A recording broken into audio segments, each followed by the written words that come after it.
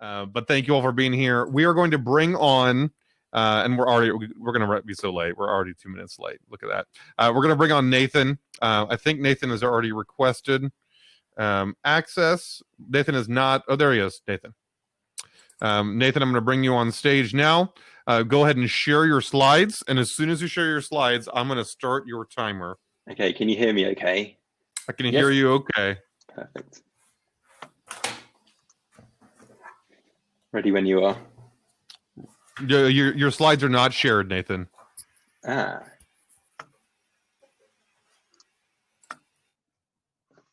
Yes. There we go. We see the slides. Or sorry, we see your browser. Go ahead and make that full screen. Okay, your slides are showing. We can see your face. Your time is starting now. Thank you. I'm Nathan Brown, co-founder of caremmunity, the app transforming home care. Caremmunity aims to revolutionize the home care industry, which we know is crying out for innovation.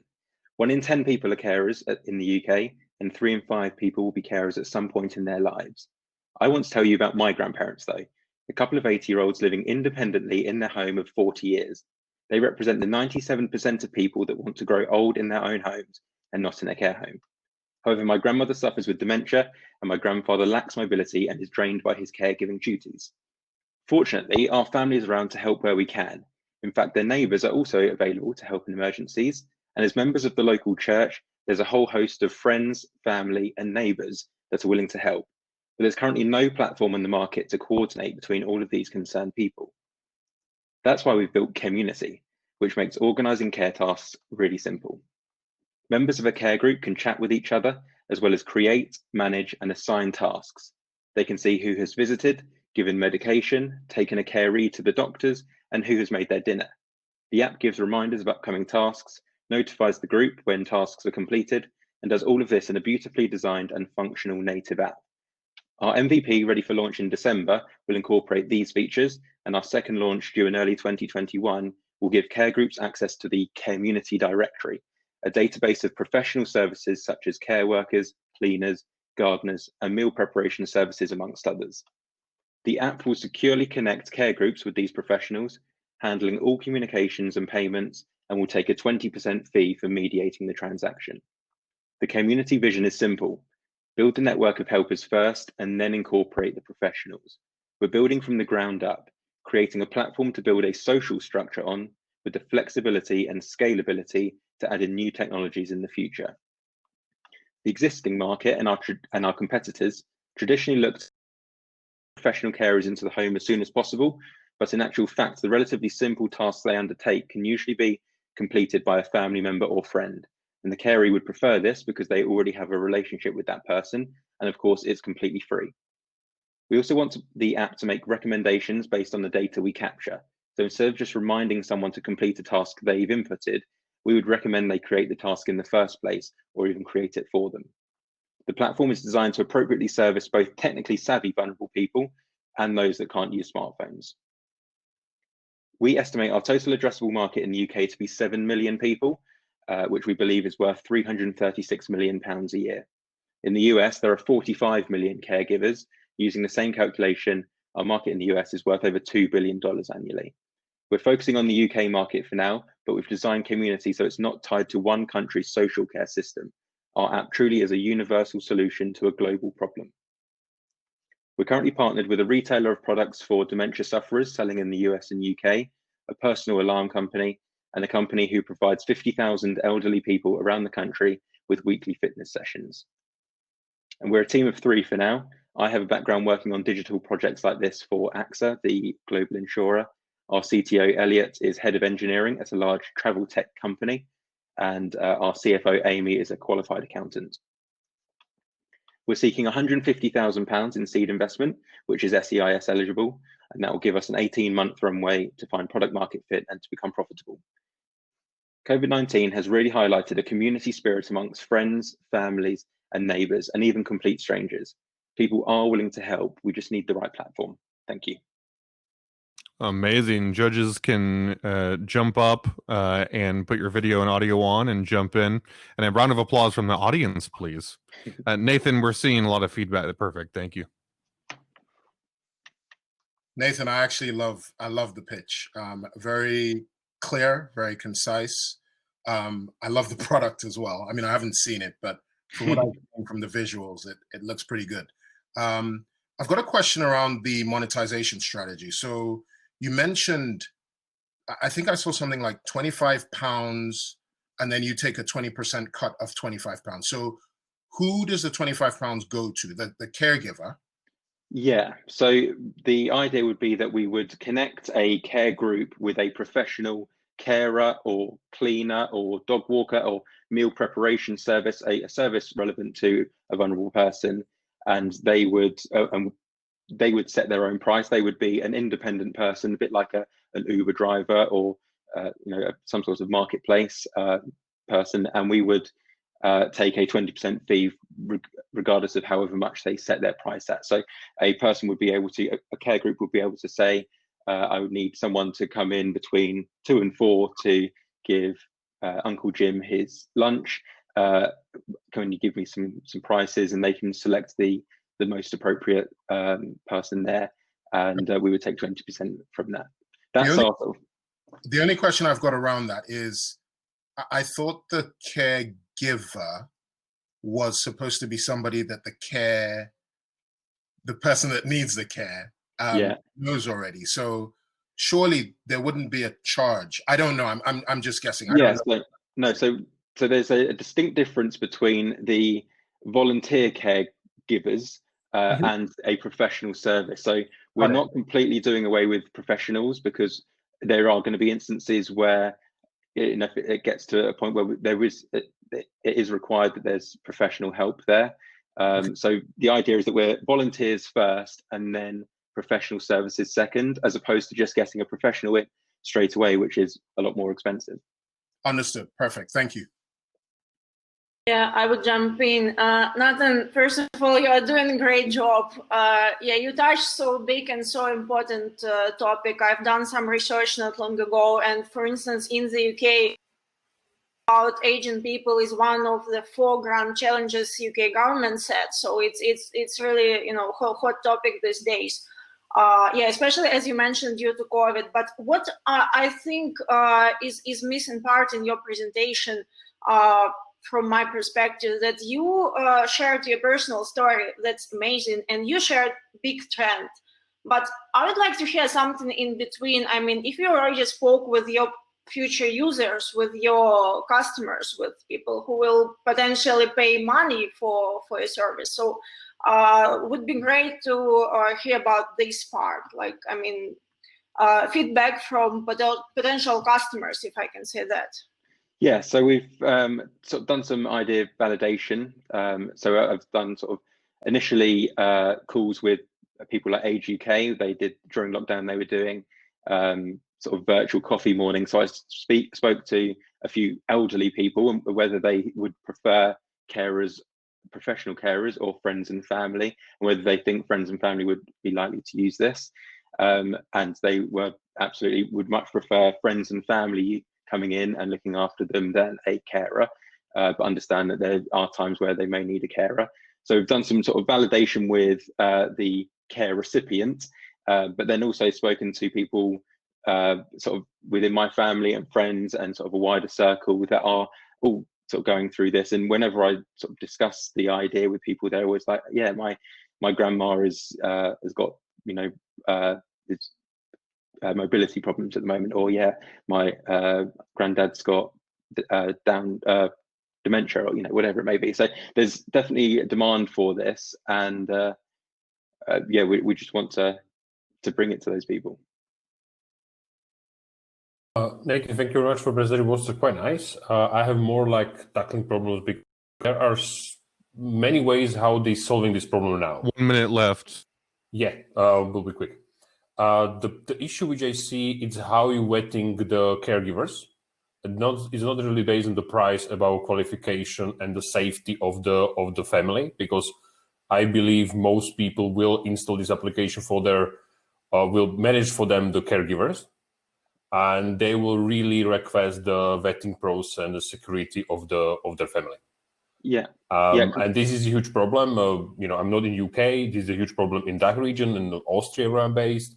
where many people from Czech and Slovak basically traveling, they need to go full qualification to even be like involved to the process. So if you're going outside of family and friends, you need to basically give them a path how you will vetting the caregivers. That is something which you need to think about. Otherwise, Yeah. really nice idea. Definitely, there is not the digital solution apart Facebook groups, which are quite popular, but also dangerous because you don't know who you're sending to your. Time is up. If you can wrap up in the next 30 seconds, please. Time's up. Can I quickly answer that one? Yep, I'll give you 30. Thank you. So the idea would be that we would initially affiliate with existing care agencies. So all of the training and the insurance and things like that would sit with the agency. In the future, we could potentially start using self-employed carers or cleaners, and we would go through a similar sort of rigorous approval process that would check that they've got insurance in place, that they're correctly qualified, and all the sort of necessary legal stuff as well. So yeah, we have thought about that, because absolutely we don't want just anyone going in and caring for potentially vulnerable people. Amazing. Well, thank you so much, Nathan. I am going to turn you off, but you did amazing. I really appreciate it. I'm going to bring on Marcia, and hopefully this goes smoothly. I know that you just had some audio issues, but I'm bringing you on now, so make sure to accept it. Hopefully you're sitting here ready to accept. Yes. There we go. I can hear you. Go ahead and share your screen, and let's get this rolling. Let's do it. And Iman, I've messaged you a couple times. Please reply if you're in the chat. Your 10 minutes to go. I can see your deck, Marcia. You are full screen. We can see your face. I'm going to start your time now. Great. So there's 70 drugs approved for type 2 diabetes in North America and Europe. Yet the incidence of diabetes and the disease itself is worsening worldwide, and nearly all of our families are impacted by it. I've lost several relatives to complications of diabetes. My godmother right now is losing her eyesight due to diabetes.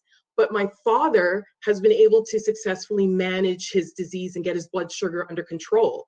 And the reason being is that he has access to his daughter, who currently works for a pharmaceutical company in diabetes, every week.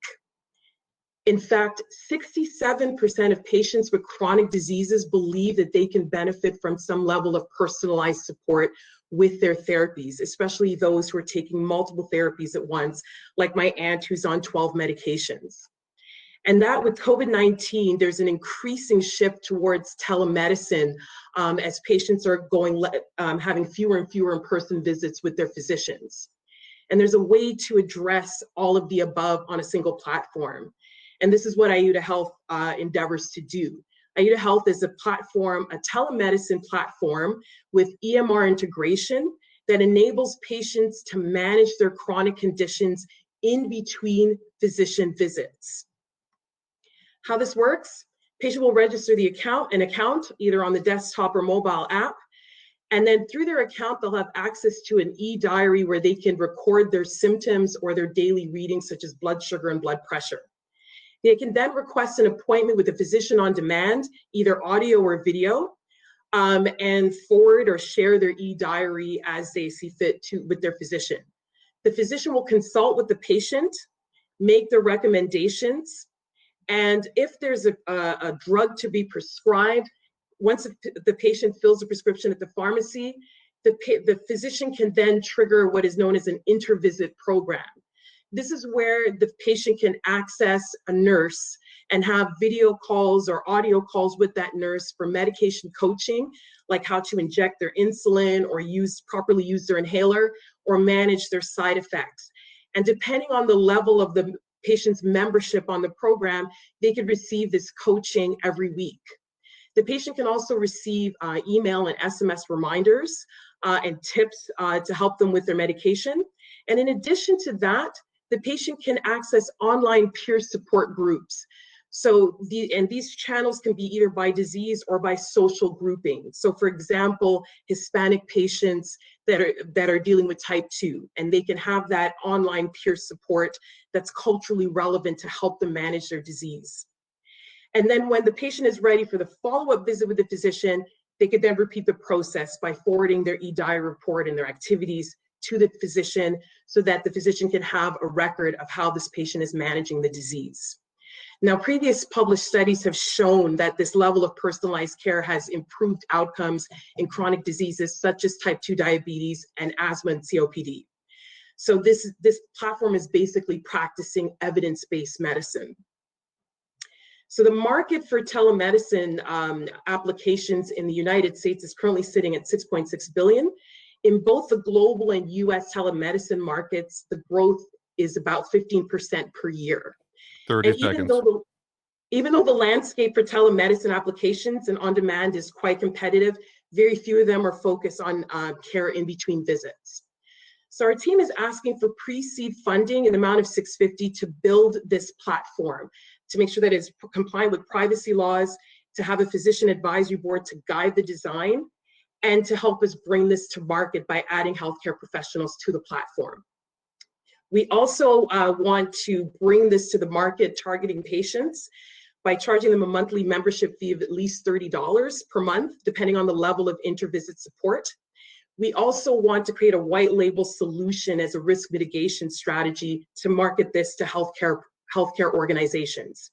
In the long run, we want to partner with medical insurance companies and retail pharmacy chains to bring this to market and increase accessibility to patients with chronic diseases. All in all, we are asking for your support to put chronic disease management back in patients' hands. Thank you for your time. Very much. Judges can jump in. We've got 4.5 minutes left for feedback. Round of applause for Marcia in the chat, please. Thank you. Marcia, very nice. I think the problem of this, it's widespread. It's disclaimer. I invested really similar company operating in C region in Europe, and there is a 2 or 3 points maybe for consideration. One is the certification with the health policies, like especially for insurance, which really help. Second, it's to looking which type of the activities the physician can build through your application. That's the something which they're convince them to use your application. Third one, which really worked well, it's create a group of the certified physician which you need to vet. There's like three things which work quite well. Especially the environment in Europe is a little bit different, so you need to do a like CE mark, and DIGA is for Germany, but something else FDA approved. I'm not sure how it's the medical device developed as an application in US. I'm not sure. Right. I know in the Germany it's kind of like novelty, and we fighting with that. So there's like 3 things. Good part about if you go providers, don't worry to ask about money, which also working as well, because they looking for this solution, especially for their doctors billing the activities through the platform. Great. Thank you so much. Personal experience. Yes, no, this is extremely helpful. Thank you so much. Feel free, other judges, jump in with feedback. If you don't have questions, you can always jump in with feedback. Just kind of small feedback from my side, Marcia. I love the idea. I love the project and your passion and energy around this. But in terms of slide, and I'm sure my colleague would agree with me that we do not make decision about investment based on deck. So it shouldn't be so full of different information, and it's a little bit difficult to go through it and just to pick the most important thing. So I would really recommend to keep it simple, as simple as possible. Great. I believe this would help you a lot with your fundraising. Yes, thank you very much. I was going to say something. In fact, I was going to ask whether you were a medical professional, first of all. I'm a biologist, but I've been working in the pharmaceutical industry for about 15 years. Okay, because so the first thing was I saw things like EMR, HCP, I think, and I'm like, what is this stuff? I'm not sure what it is. So I'd say that just it's fine because it always happens. If you can just abbreviate and then let us know what it actually is, then life easier, and then I don't have to keep guessing what it is. So that's one. And then the other thing that my colleague mentioned regarding the amount of content on each slide, it'll be nice to just, because when you described it, it was crystal clear, super clear, and very punchy. But when I was looking at the slide, I was thinking, okay, but there's a lot of stuff on here. Which do I focus on? So it's a minor point, and fortunately it's something that's a relatively easy fix. The last, I guess, comment question, and Martin, maybe you can chime in on this one. About a minute left, guys. Sure, no problem. Thanks, Andrew. The money you're raising, it seems a lot for what you need to do, but maybe I'm totally out of my depth and I don't know the industry very well. So Martin, hence why I played my friend card. What do you think? I think it's fine. The first private clinic who will help you to design it. That was the way how my startup started. Basically, we invested in the product with 25 patients on the platform. Yeah, because it was eagerness of the founders. It was 4 founders, and they like to partially design, partially code. It wasn't ideal. Now we have 250 patients. Patients are not really getting quickly, but we slowly put. Of course, the GDPR and everything came after they have a closed beta first, which you don't need to do the GDPR, but like let's say you are more free to do mistakes. Great. But good job, and definitely a cause worth addressing. So yeah, well done. Thank you. Thank you very much. Thank you. Take care. Thank you so much, Marcia. Really great to have you. We are going to jump in and bring Dan on the stage. So Dan, you are on. Hey, look at that. Dan already popped up. Go ahead and share your screen when you're ready. Hopefully you and can. Thank you again, Marcia. I'm so glad that the tech issues got solved just in time, Marcia. It was great to have you. We made it happen. Okay, great. You are full screen with your slides, and I'm going to start your now. Great stuff. Nice to meet you all. My name is Dan. I'm one of the founders of MindRocket, which is a platform to proactively improve the well-being of employees working both remotely and on site. So a bit of background about me. My last business, Student Hut, was acquired by a global marketing agency back in 2017. And as part of working on the board at this high-pressure marketing agency, we were dealing with a number of challenges with things like staff retention, sick days lost to stress and ill mental health. Now, it turns out this marketing agency is very much representative of a wider growing issue. Stress is thought to be responsible for almost half of working days lost. Financial cost to business in the UK alone of poor mental health stands at 45 billion. And actually things like staff absence, presenteeism, and employee turnover. And the pandemic has further exacerbated those issues, obviously. Now, after looking for solutions at that high pressure marketing agency that I talked about, it became clear that current benefits just don't cut it. When it comes to well-being, they try and take a one-size-fits-all sort of reactive approach, and they help employees when issues are already too far down the line. I've joined forces with a really good guy called Ben, ex-first engineer at Risk, serial MVP builder at Boston Consulting Group, to build a platform to fix just those issues. So we believe that well-being is best managed proactively, and we can all take steps right in our lives to make improvements to our health and our happiness across key well-being pillars, ranging from things like sleep to nutrition to fitness and others, and leading psychologists would support that as well. What's more, when it comes to well-being, different things work for different people, right? So personally, I like to go outside and go for runs and cycles. Others like to meditate, read, paint, maybe do yoga, perhaps talk to a life coach or a therapist. MindRocket gives employees access to a wide range of well-being providers with options as diverse as the workforce, so there's something truly for everybody. So how does it work? Well, essentially employers and HR teams, what they do is they allocate credits on MindRocket, and they purchase what we call rocket fuel, ranging from £20 to £100 per employee per month. Employees then access our platform, and essentially they're empowered to take charge of their own budget to spend their rocket fuel with any of our providers across our 8 wellbeing pillars. And what this does, it creates long-term healthier habits in the process, leading to happier and therefore more productive employees. Employees can also take part in our quick wellbeing pulse, answering questions such as, how have you felt at work this week? HR teams can then log into their Launchpad to access engagement stats, track wellbeing pulse scores on an individual, team and organizational level. And then combined with HR data, this allows employers to measure the return on investment, which is key to what we're doing. So far, we've signed partnership agreements with a wide range of both national and global wellbeing providers, offering over 200 products, experiences, and services. This ranges from everything from things like online therapy right through to fitness classes.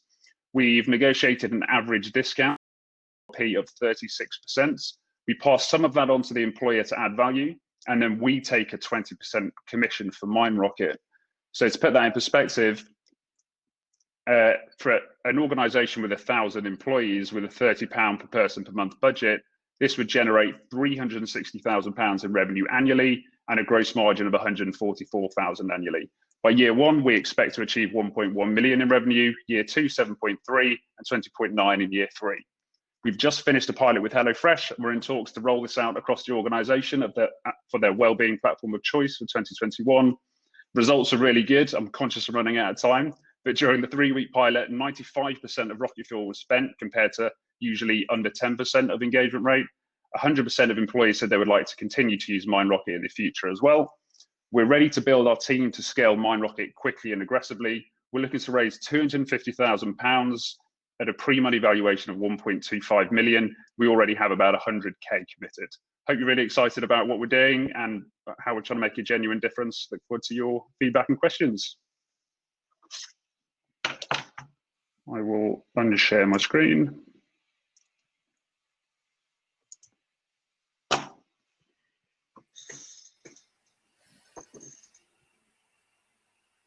I'll go first. Great. Go ahead and jump right in. Time's No problem.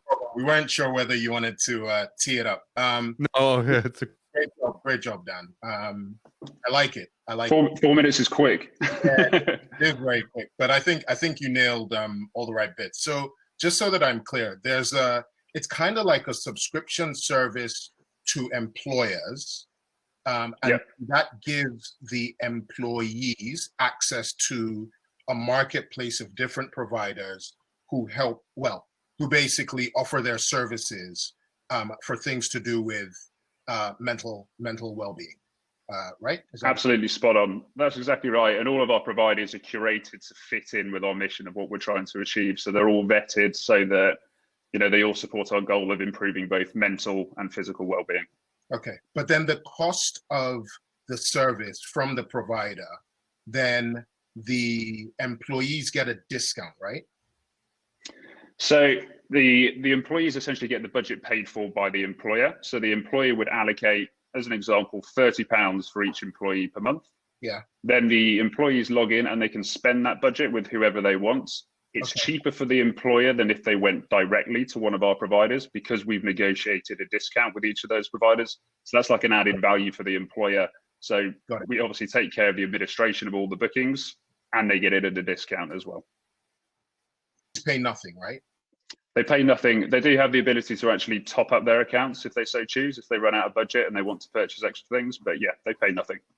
Okay. Which means engagement rates super high and way higher than kind of traditional company benefits. Yeah. No, that makes sense. Cool. Very cool. Thanks.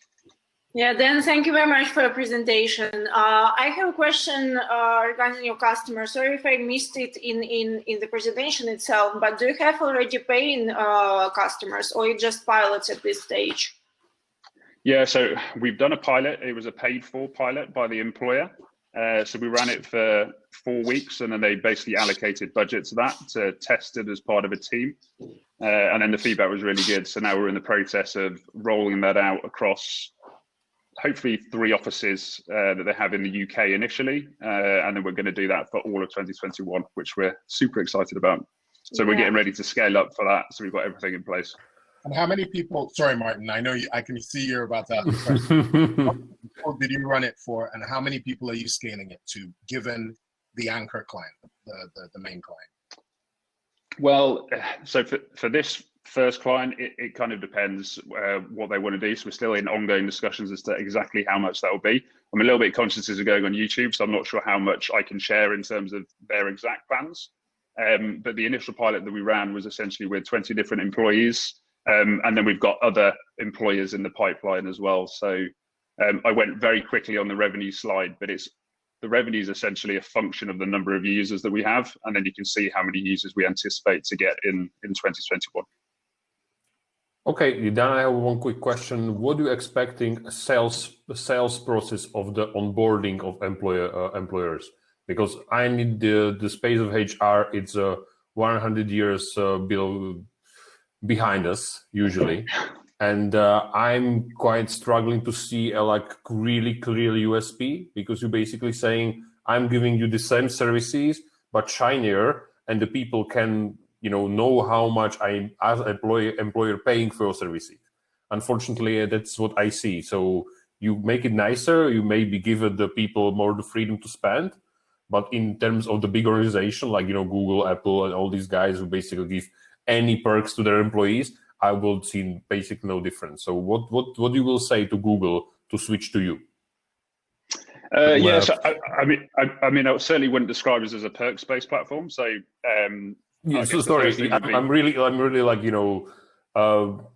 raw guy. Like I know it's so sorry for the description of like the perks, but like end of the day, is a nice benefits for the employees. So how you will sorry, how will please. we sell it to the? I think the question is how will we sell it to the employer, right? And how will we go about doing that? So, I mean, one of the things we want to be able to do within this is actually embed return on investment, so that we can show that we can do things like reduce sick days, increase engagement, and increase productivity. And we also offer an added value with what we call a well-being pulse as well, so that so HR teams and employers can track the level of well-being and the benefits that they're getting from using our service as well.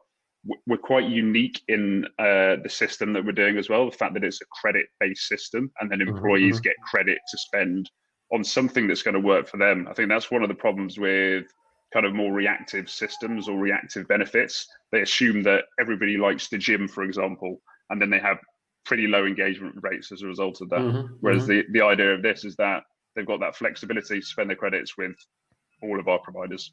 No, good. Time Keep good work on, and because like this process can be quite lengthy after you will show the or it's not a few weeks of the process. It will take more like 6 months. But yeah, so you're saying yes. I'm sorry, the time's up. No, Dan, I apologize. Continue. Yeah, I'm sorry. We have to jump to the next person. Thank you so much, Dan. Cool, thanks, really guys. appreciate Thanks it. And thanks to the judges for great questions. Justin, I'm going to bring you on. So sorry, I have to sometimes enforce. I know everyone wants to have great conversations, but so do the people who are going next. Dan, go ahead. Or sorry, Justin, go ahead and share your screen. It is full screen. We are good to go. I'm going to start your time now. Hi, good evening, everybody. So we're here to solve a problem for retailers and the amount they're paying the card acquiring schemes to accept money from their customers at the point of sale. We know from all our research, it costs about 2.2% of the value of the transaction to collect a payment in store, rising to around 2.5, 2.7% for that online when you're using a card. If you go to the digital wallets like PayPal and Klarna, those fees go up. PayPal sometimes 3%, Klarna can be up to 5%. What this means for our UK retail industry is they spent £1.3 billion accepting card-based payments last year. And with COVID, the push towards cards is getting more and more. And the costs are continuing to rise. We've seen both scheme fees for Visa and MasterCard again increase this year following increases last year. The retail industry in the UK is expected to process around about £1 trillion in POS payments or point of sale payments each year. and it's the retail industry themselves that are telling us they need an alternative. We are looking to provide these retailers with a viable card-free alternative payment system, and we're going to deliver it free at the point of sale. That means free customer payments and free customer refunds, just like cash. Just like cash, we're going to charge a cash handling fee of around about 1% or no more than 1%. And that is incurred when a retailer is withdrawing their cash from the Cashsmiths account and putting it back into their corporate bank account. With some hustle, we've managed to secure the interest of 11 very well-known UK brands that are showing early interest in trialing our system. These 11 brands combined account for about 2 billion in annual sales to the UK and sell to around about 10 million unique customers. We're also speaking to the 3 main UK retail trade associations. Their membership base, again, responsible for about 200 billion in annual sales. We like to say we are the digital wallet, or we are for digital wallets what Tesla is for cars. Our wallets are free to download, they're easy to set up, and they're intuitive to use. We would argue our wallets are safer than cash, cards, or digital wallets. We have biometric authentication built in and an optional 2FA for added security. We work both with QR codes and with NFC beacons. Why are we like a Tesla for digital wallets? Well, we're built on different technology. We're built on a synthetic central bank digital currency. So our coins are denominated in pounds and pence, just like traditional notes and coins. These notes and coins exist within our digital wallets. They're portable, they can't be forged or copied or double spent, and they enable instantaneous person-to-person or person-to-merchant transfers, and those payments can be as easy as sending a text. We operate through a permissioned network, so all wallet holders will be known to Cashsmiths, and that is to meet all the UK regulatory standards for AML, KYC, etc., etc. Our synthetic cash essentially is directly convertible into notes and coins or bank deposits on a one-to-one basis back with the British pound. But there is no point issuing a synthetic digital currency unless you build the services to use those currencies with. So as we've talked before, we are looking at merchant services and charging a 1% cash handling fee. We're also building in at the ground level consumer credit with an ethical credit lending operation that will generate an 18% net interest margin for the company. The backing is you're backing a team of 6. I've got 10 years in the card acquiring industry. Prior to this, I've worked in the startup arena. I've taken 3 companies to IPO before, and the team includes the ex-managing director of the SWIFT payments network, an ex-FCA regulator, and we've got a multi-award-winning financial app developer helping to design our app. I've got 8 seconds left, so I will leave it there. I've got some targets below, but I've run out of time. Thank you very much for your time. A round of applause from the audience, and judges, you can jump in whenever you're ready. Yeah, I will have a first question. Like you saying you targeted the merchants. Can you elaborate what the merchant in your setup is? Because I'm getting feeling it will not be a small shop on the corner. So what really is your merchant? At the moment, I mean, if we're talking about the 11 brands that we've got interested already, they are the likes of Topman, Topshop, Dorothy Perkins, Wallace, people like that. I mean, through our FD, we're talking early stages with ASOS, Pretty Little Thing, and through one of our technical consultants, we're even having early chats with Tesco's. These are all very large retailers, but actually the onboarding of the retailer is relatively straightforward. And it's been something I've been doing for about 10 years. So we will be looking to offer it to the smaller independent retailer as well. It's easier and obviously makes more financial sense to start targeting the larger retailers and go from there. I'm intrigued. By the way, is it Justin or Martin? Because you've got 2 first names. I have got 2 first names. Thank you, Mother. It's Justin. Okay, cool.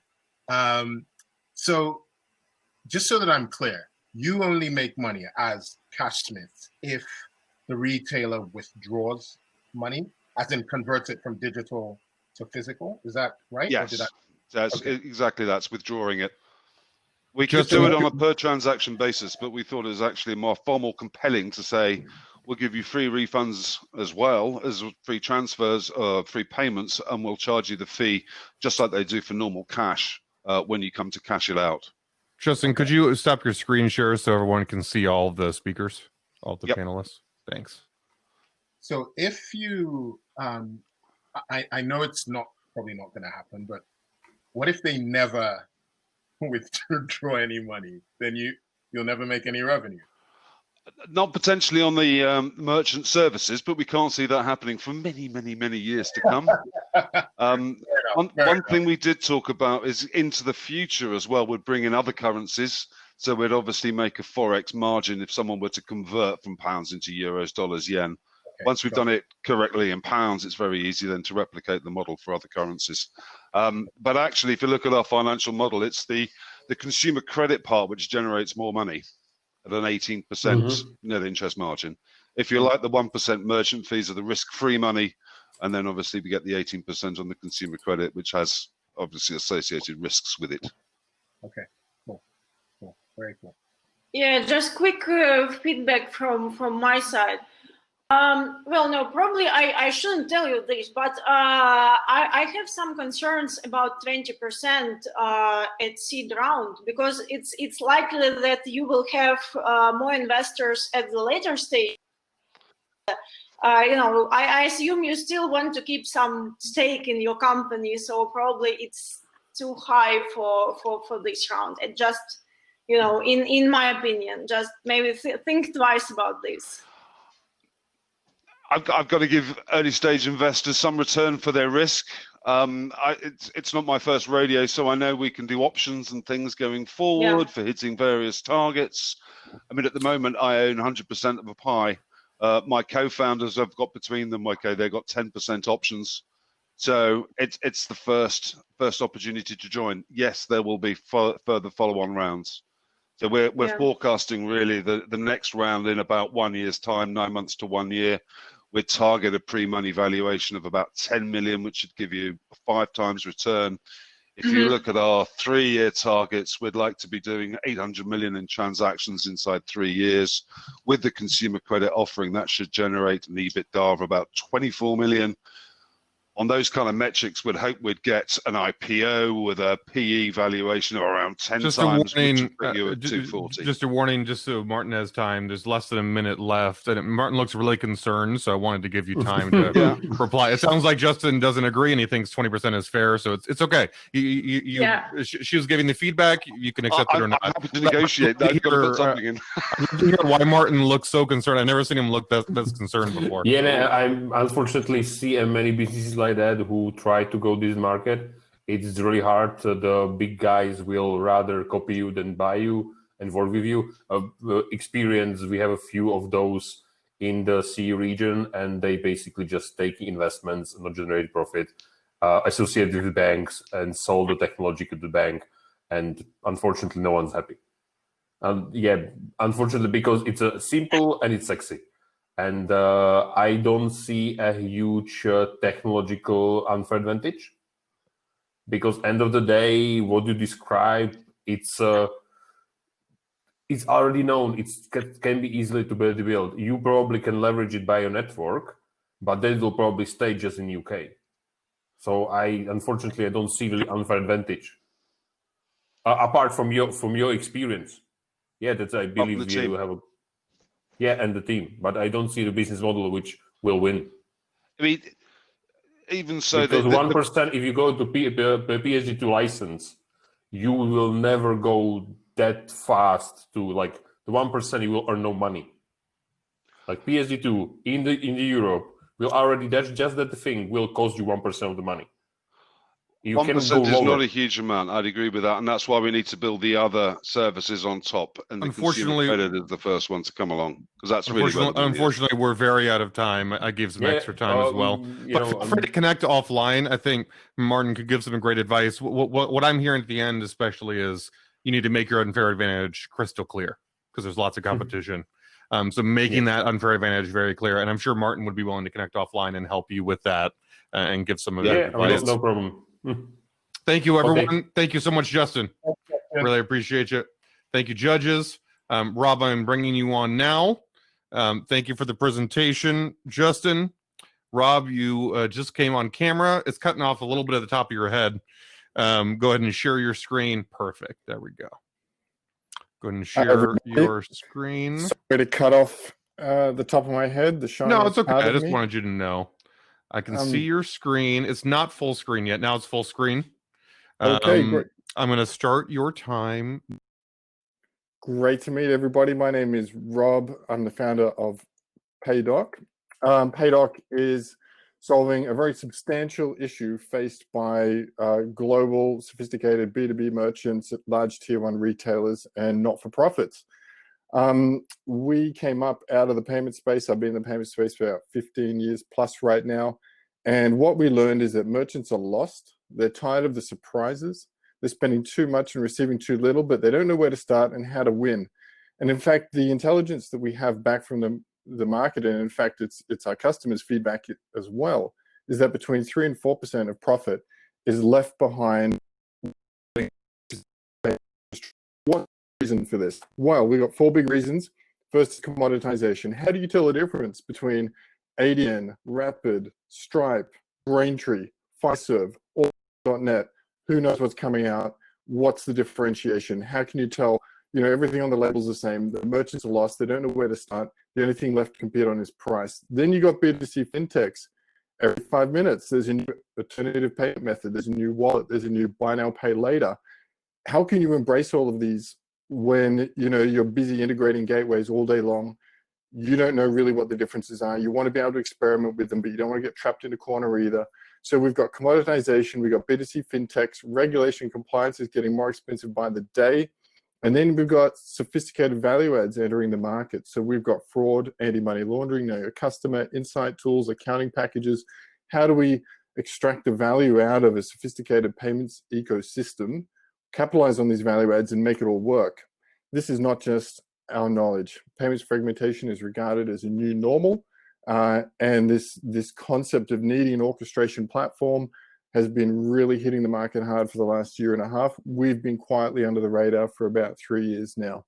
And payments hurts everyone's brain. There's just so much in the space, there's so much noise, and merchants are confused and they're leaving money on the table. So PayDock is a 3rd generation digital payment service. We remove all this pain and then some. We call ourselves an Amazon for payments. We're completely transparent. We've partnered with dozens of global payment providers globally, access to hundreds of methods. We've got deep B2C and B2B2C tooling, which has seen us scale out through B2B platforms and large merchants. Our goal is to get the making for payments, not the developers. Rather than saying, oh, I know Stripe, they're good, let's use them. It's actually which is the best decision for our business. We've delivered a very beautiful, I would say, orchestration platform where our clients can integrate a simple SDK. Everything just lights up underneath the hood and their back office remains stable. We extract 2 significant cost points at the front and at the back and enable a lot of agility in the middle. We've worked with global banks like HSBC, global not-for-profits like UNHCR, who we love, and national retailers in Australia, which is where we started. But we've scaled globally since then. We've been recognized by the EPA, and we've been 5 nines available for over 3 years now, earning that kind of trust moniker that we need to engage the big brands. What's the bottom line transformation we offer? It's about a 3 to 4% profit increase. That's what we aim. We have data from the industry actually informing us that large not-for-profits will spend up to 10% of donor money, for example, in that vertical. 10% of that donation money on payments administration. You factor in all the other benefits that we provide. One independent assessment of PayDock identified an 850% ROI. We think that's pretty good. Our board and team include people ex-dLocal, MasterCard, Payoneer, Baker McKenzie, ex-Macquarie Bank and eNet. You may know Phil King, he's here in the UK as well. We've got teams spread globally as well as clients. Who do we make happy? This is always very important. The customer, of course, they get a good experience. The back office team, they get It's already expired, just a warning. Oh, has it there? Okay, well, look, we're raising 2 mil. We're onboarding our customers, and here are my details. You'll have this available after that. Thanks, everybody. Thanks, Rob. You could have. You're allowed to wrap up on your own time. Yeah, No worries. No worries. Thanks for that, Rob. Appreciate it. I guess my obvious question, just because you said you've been doing this for 3 years, and I just saw the map of your customers and where you guys are. So how much revenue have you generated to date, or maybe last year? I don't know. Yeah, look, I'm aware that this is going onto YouTube, and there's a lot of people coming into this space, so I'm going to be careful with that. It's not yet a mil, but it's more than 6 figures. Okay. ARR. Cool. Thank you. Yeah, I forgot about the YouTube thing. Yeah, I'll probably connect with you afterwards. But great presentation. How easy is it for you to? I was gonna say, how easy is it for you to acquire customers? Like, what's the lead time that it takes to literally win an account effectively? Yeah, 100%. Given that you're doing enterprise sales, I'm guessing it takes quite a bit. Yeah, getting the beachheads in was difficult. I'll be honest, and particularly as a new category leader. So we were looking originally at sort of 3 to sort of 9 months lead times. They're down in around 3 months now, less. We see people coming on in as much as weeks. We target what we call post-Stripe merchants who they've got involved. They've realized there's better options, but they want their control back. And because we have Stripe-like APIs, you copy paste them, download, everything from GitHub, and it sort of just lights up. Nice, very nice. Yeah, that was my question. Like, who is your ideal customer? Because it's the space is crazy. Honestly, like everyone just going to like diversion over diversion, and with the engagement and the merchant vendor relationship, it's exploded. So who is basically your ideal customer? Like, and basically your presentation looked a bit miss of the like market sizing. Like, yeah. Okay, I'm looking for very, very niche, or I'm looking broadly. Like, who is your ideal customer? Yeah, our initial verticals the target marks about sort of 1.3 trillion per annum in revenue across our 3 verticals, which profits, who we love, and tier 1 and 2 retail. So they're our ideal customers. The B2B platforms are obviously sweet. We distribute through systems integrators as well as direct to merchants who their developers will come along and say your problem. So a lot of our success will come from sort of inertia around market awareness and the credibility that comes from those big the confidence to recommend us. So we've sort of had to earn our seat at the table. Now that we're at the table, things are sort of picking up a lot of momentum at the moment. Good, thank you. Rob, just a quick question. How are you going to use funding? So you're raising 2 million, if I got the idea. So what's next? Yeah, great one. Our challenge right now is actually eating our pipeline. We sort of have more people wanting to use us than we can sort of integrate. And one of the challenges is actually using an orchestration platform like PayDock. Our customers say, you've solved all my problems. Now I want to connect with this and this and this and this and this. And so there's a sort of a build once, sell it forever, bubble that we got to punch through here at PayDock. And these are good problems to have. I was really surprised by that, Lubov, and I'm curious the judge's thought on that. Asking for $2 million and not saying a word about how they're going to spend it. Is that normal at this stage? Is that okay? Because for me, I was looking at that and I was saying, wow, you're asking for $2 million and there's not a single thing about how you'd use it in the entirety, nothing. And so for me, I was shocked, but apparently you guys aren't as shocked. I'm really curious the judge's opinion on that. Is that normal and you just have the discussions later? It really depends on the market and location where when you're fundraising. Like in some part of the world, this will be like, $2 million normal ticket.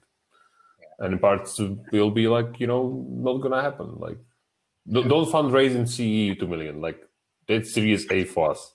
Yeah. And we are very analytical.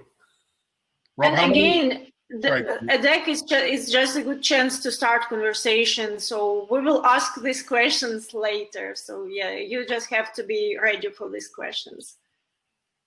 Rob, got a question. How many FTEs, full-time employees, have you got currently? Yeah, we're just sub 20 at the moment. Sub 20, cool. We got about 20 seconds left. I guess that hiring. Yeah. Go to our website. Yeah, that's fine. Hey, looks interesting. Awesome. Keeping fingers crossed. Thank you. Thank you so much, Rob. Really appreciate it. Thanks, everyone. We are bringing on the Reloyalty team, and I haven't heard from them. So now's the moment for Reloyalty. Oh, well, I have heard from them. Ivo, there you go. Just in the nick of time, Ivo. You guys hear me? I can hear you. Yes. Go ahead and Perfect. screen share. Perfect. You are right on time, just in the nick of time. Let me know when you see the screen. I see the screen, but it's just your Chrome. Okay, there you go. Go ahead and make that full screen. Is that full screen right now? Yep. It just jumped. Okay, now it's full screen. You are good to go. I'm going to start your time. Cool, guys. My name is Ivo. I'm one of the co-founders of Reloyalty, and we are the loyalty platform on top of card payments. So essentially what we do is that we leverage open banking, the PSD2 standard in Europe, to help businesses build more long-lasting relationships and more profitable relationships with their customers. And that happens on top of the bank card whenever they pay with cards. Let's face it, the situation right now is not really nice, especially for the physical retail space. The economists predict that about 30% of small businesses are going to close doors because of the recession. FT recently showed over 20 of the biggest UK restaurant chains basically in the process of administration, restructuring, buyouts, etc. So it's a sad situation out there. And we believe that more than ever, retail businesses need the tools to identify most valuable customers and really boost revenue. And that time, it should happen really granularly. They should understand customer segments. They should be able to predict revenue and those customers that are going to stay and have a clear return on investment. And usually the existing solutions on the market are really poorly designed. Every year, about 2 billion, even pre-COVID, was spent on development of this loyalty, engagement, any types of solution in UK and Europe. And barely like 20% of the customers are engaged, 80% are not. And over 6 billion of value is not redeemed in the UK alone. So even though companies are ready to spend, the value is not actually used at all. So we basically decided to reimagine the whole thing from the ground up, and this is where our name comes from, reimagining loyalty, and we built a fully automated and personalized loyalty platform on top of card payments. So let me show you the design decisions that we did. Actually, the first thing is it should happen directly on the card. Right now, we are working basically via the PSD2 standard open banking. Over 20 of the biggest UK banks, any card could be connected. This allows us to read the transactional data, which basically according to our algorithms, we can basically see where customers deserve their loyalty and they get it as cash straight into their bank account. And we want to make all the 5 billion cards in Europe basically loyalty cards. One of the things that we did is actually we really want to measure relationships. And basically, we have our own proprietary algorithm we call loyalty ranking, which measures visits, amount spent, time of relationship, lifetime value. So businesses are able to understand their customers in segments, and the customer know their loyalty status, and they keep it by spending and earning the reward they deserve. And we want to make it across all purchases. We want to make available system out there. For that, we obviously need the merchant. So we decided to cut the cost to zero. So we don't require any initial costs, no app development, punch cards, all these kind of things. No integration with POS. We are only in the issuing side of the transaction. No training of personnel. The business just set an account and they are ready to observe their business and engage their customers. Customers simply pay by card. We started in London the end of last year. We basically are available for all of the bank. Right now, we have about 5,000 connected cards, and we managed to grow about 50% month over month. Obviously, COVID stopped that. We kind of decided to focus now on the merchant because that's the most suffering element of the system of the marketplace. So we are now targeting to track about 100 to 150 active retail locations, basically about 20,000 pounds in monthly revenue, which could go to about up to 200,000 in GMV to raise a Series A. Why we start on the user side, that's very important. The PSD2 actually gives us an unfair advantage that every connected card actually shows us the historical data of the transaction, so we can match users and merchants right away, which is one of the biggest problems in these loyalty coalitions. It's less than 30 seconds. Yeah, okay, I'll go. So we got really good metrics there, over 80% connected a card, basically really good conversion. Over 60% of customers engaged in our rewards, which is about 3x industry average. And we had a lot of referral, which shows that we can grow exponentially and don't rely on Facebook marketing, these kind of things. Now we focus only on the merchants, where we basically help them, have a membership of their own customers. When they're inviting them, they can see how many they are at any given time, how these customer segments change, etc. We want to go gradually towards predictability of revenue. Basically, what is the churn? What is the revenue potential based on the data that we observe? And actually help physical businesses do a retention curve, which is something very important, as you know, in the online businesses, and they can run more efficiently. And we have really, really targeted campaigns that merchants can grow revenue with. Our model is pay for success. We believe that with a significant amount of customers, we can increase up to £5,000 per location custom merchant revenue, and we will take 10% of it.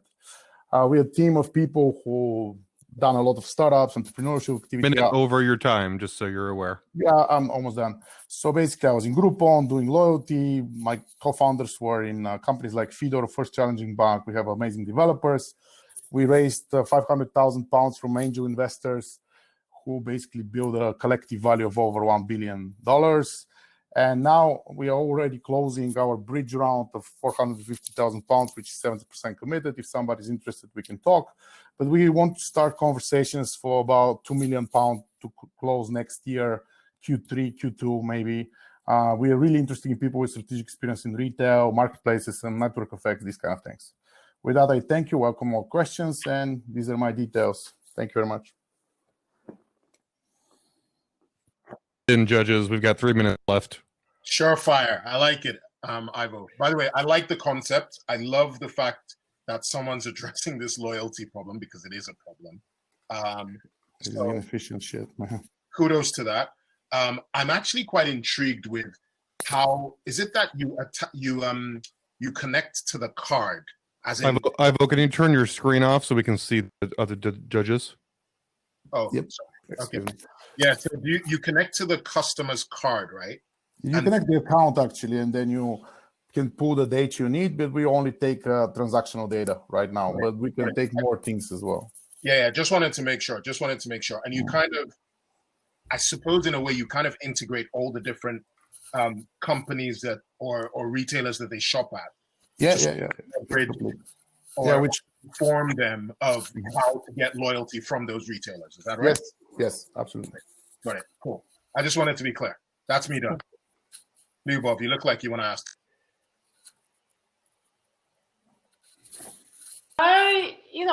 Probably I would ask first of all, great presentation, thank you. Again, probably the same question. Like you raise money, so what's next? What are next steps are? And so this is pretty much it. So this was due to my time, obviously. We are now putting this money entirely in merchant acquisition and product. Really, now with the COVID situation, we really want to solve the problem for the merchant and prove that our models can actually increase revenue. Merchants are running on really thin margins. So usually when these loyalty, they want to take the margins from the merchant, but at the end of the day, don't necessarily provide a clear ROI. So we are putting everything in product and merchant acquisition right now. And then the later money is for scale. Profitable, the merchants or the customers? I'm guessing it's the merchants, right? For you guys. Yeah, of course. For customers is free money. Yeah. Oh yeah, because you don't monetize them. Cool. Martin, sorry. Yeah. Unfortunately, I still again saw this kind of running. There is one company doing this precisely for 3 years in the CE region with really bad results. What is the name? It's called probably will not say the name because I know the results and there is a recorded video. But they are operated just in the CE, but it's just bad. Like unfortunately, not even COVID caused it. So, and I saw your goal of GMV 75K, and I just realized like that's not even proof that market of GMV it's so big. So you're saying, my question is like, what will be cost of acquiring the merchant? So what you expecting will be, because the merchants which you are designing are physical people, physical stores. So how this process will look like, because that's the toughest one. Absolutely, you're nailing it. We are doing like a bunch of things like direct messaging, a lot of marketing materials, education, etc., plus direct sales. And we are finding out that we wanted to go a bit up the merchant, basically not the smallest one, but like sort of mid-sized retailers, where an account could be a certain nice SaaS level annual revenue, where you can justify a sales personnel actually.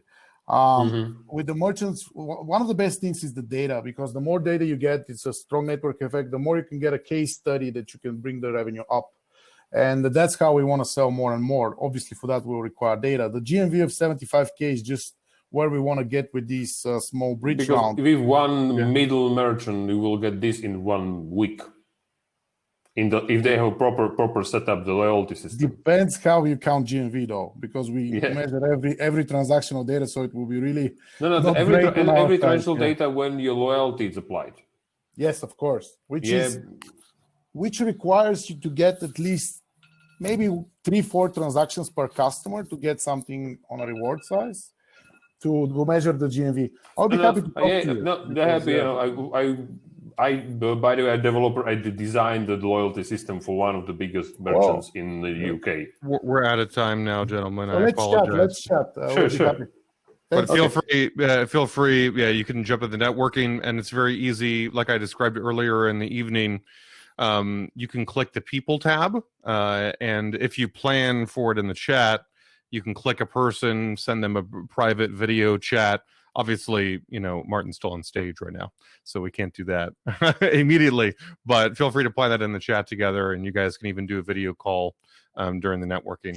Okay, brilliant. So we're numerous, and we're on a mission to establish a new personal data sharing economy and create a world where the power and value of data benefits all.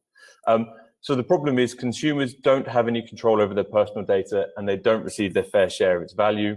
And brands rely more and more on covertly collected data to help understand their customers at a time when consumers are becoming more and more uncomfortable with this practice. So the solution is a marketplace that rewards consumers for sharing their personal data and attention, and then uses it to match them with brands that understand and meet their individual needs. The net result of this is brands find more loyal and more valuable customers and gain deeper insight, and consumers share in the value of their data and find brands that make them happier. So why now? Well, increased consumer awareness around the value of their personal data and how it's harvested and monetized has led to a situation where a recent survey by Experian showed that 50% of consumers now consider their personal data to be a valuable asset, whereas 0% of those consumers who are asked could currently name a company that's out there to help them unlock that value. 76% of consumers expect brands to understand their individual needs, whereas the expectation gap is actually growing, and so customer loyalty is dropping rapidly. The way we work is our marketplace allows users to create their own detailed data profile using a gamified UI. And that profile explains exactly who they are as a consumer and what motivates them. We will augment that with vast amounts of behavioral data and use machine learning models that drive value for brands and help them find more loyal and valuable customers and deeper insights. And then the value that's created for numerous is shared back with our users to then incentivize them to provide more valuable data and refer more of their friends and friends and family, and it creates a strong network effect whereby the more consumers that join, the more data we get, the more value we add to brands, and the more value flows back to consumers. So the revenue model is simple. We collect commission from every single sale whenever a consumer buys from a brand via the platform. There's a sales commission. We take 49%. The next phase is we'll be launching our insight portal for brands and retailers to access to gain insight. We'll then launch the market research side of things, which is where brands can then conduct very quick and cost-effective market research from our user population. And then eventually when we reach critical mass and we have a vast amount of active and passive data, there's the opportunity to be a data broker. So the personal data industry is incredibly valuable and underpins industries worth 30 billion in the UK and 200 billion in the US, with some of the world's most successful companies all making significant revenue from their customer data. So the beta results were exceptional. We launched and intended to have 1,000 customers, but we very quickly shot past that and ended up with 1,300. We collected 130,000 data points from them. We collected over 3,000 renewal dates, and that means that we're launching initially with classic switchable sectors such as energy and insurance and telco, and we had 3,000 renewal dates provided with all the information around the company they're currently with, and 74% said that they would switch via Numerous when the renewal date came. The plans for the next year is 200,000 users minimum and minimum 30 million active data points. We're also going to be progressing a joint collaboration we're working on with academics from Warwick University in the UK and Calgary University in Canada to develop an optimized pricing model for data monetization. We're adding hundreds of brands across different sectors. We're launching our market research and data insight platforms, and we plan on scaling internationally, starting with the US. So the team is made up of experienced entrepreneurs who have just shot off the screen for some reason, but experienced entrepreneurs and marketers and technicians who have got a lot of experience in founding and growing digital businesses. And on the final slide, I'll just leave you with a few comments from brands and consumers who took part in our beta trial. And thank you very much. Timing. Judges, go ahead and jump in and ask your questions or give your feedback. Yeah. Sorry, I'm starting already because I already started thinking about questions. So, Jason, thank you for a nice presentation. I have like 2 points. One question, it's do you believe the consciousness will change the people behavior? Do we believe awareness, or do you believe the awareness of their value they created online will change their behavior? Because it's it makes completely sense, but it's the same as the telling the sugar is bad for you. You still eat the sugar, and so this is I also saw some similar things. I think you look really interesting. You found the monetization. But it's more like, on one side, you're telling people, your data has a value, and the part out, and I will sell it for you. Yeah, so you're absolutely right. It's about how you position it, because where others have failed in the past is where they failed to add value or create value for consumers on their data. And what they did is they misdiagnosed, in my view, the problem around control. So most companies believe that control comes from ownership of the data, and obviously that's a huge challenge. And then as part of that, you have to decentralize the data to give them control. But our research showed that control isn't about ownership. Control is about transparency and consent. So as long as you show them very clearly exactly how the data is going to be used, and you give them full control over consent of all the use cases, they're very happy to share their data with you on the basis that they understand exactly what you're going to do in order to create value for them.